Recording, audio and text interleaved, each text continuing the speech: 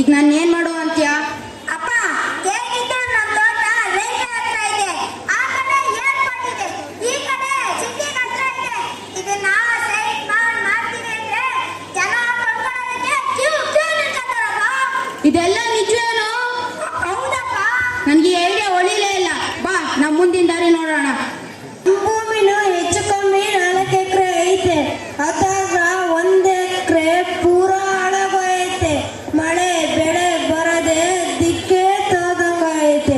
ಅದೇನೋ ನೀವು ಹೊಸ ದಾರಿ ಕಂಡ್ಕೊಂಡಿದ್ದೀರಲ್ಲ, ನಂಗೂ ಸ್ವಲ್ಪ ಹೇಳಿ ಸಹಾಯ ಮಾಡಿ ಸ್ವಾಮಿ.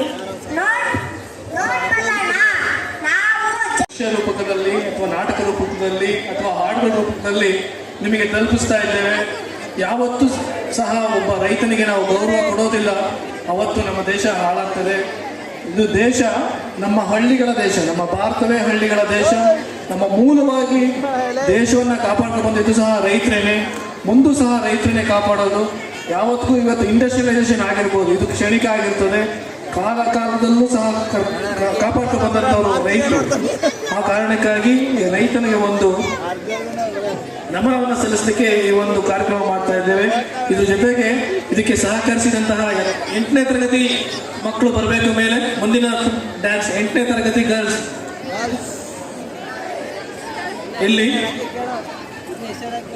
ಇನ್ನೊಂದು ಮುಖ್ಯವಾದ್ದು, ಯಾವತ್ತಿಗೂ ಈ ಒಂದು ಕಾರ್ಯಕ್ರಮ ಮಾಡಬೇಕಾದ್ರೆ ನಮಗೆ ಸಹಕಾರ ಕೊಟ್ಟಂತವರು ನಮ್ಮ ಶಿಕ್ಷಕರು.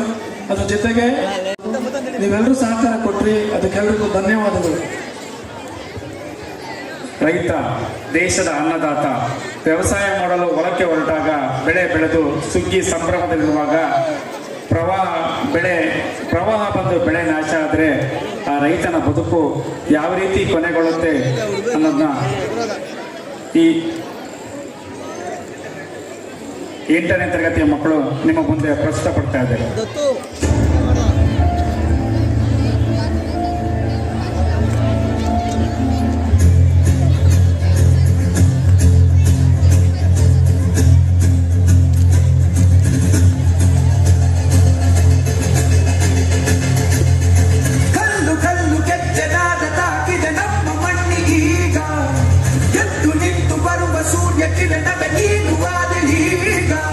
ಸಮುದ್ರದನಿದು ತಾನೆ ಹುಡುಕ ಹೊರಟಿದೆ ಅಂತರ್ಜಲವನೇ.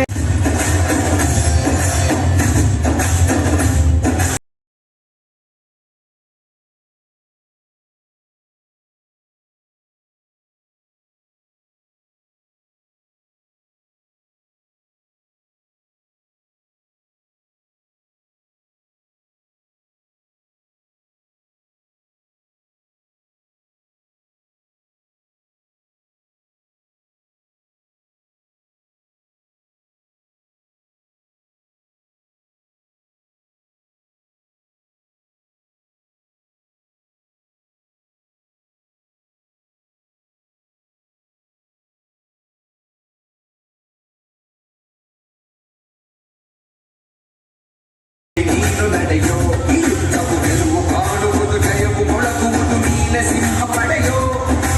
ನಡೆಯೋ ನಡೆಯೋ ನಡೆಯೋ ನಿನಾದ ಕೇಳಿ ನೀನು ನಡೆಯೋ.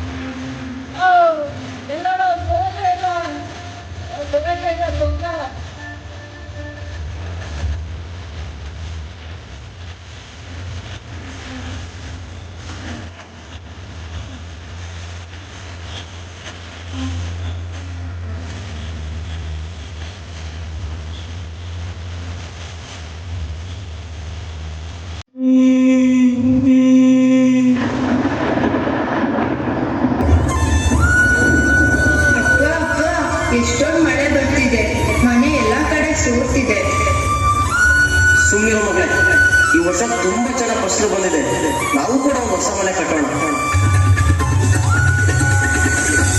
ಕೋಳಿ ನದಿಯ ಅವಾಂತರಕ್ಕೆ ದೇವರ ಹಿಪ್ಪರಿಗೆ ತತ್ತರ ಕೊಚ್ಚಿ ಹೋಯ್ತು ಅಪಾರ ಬೆಳೆ, ಲಕ್ಷಾಂತರ ಮೌಲ್ಯದ ಫಸಲು ನೀಡಿದ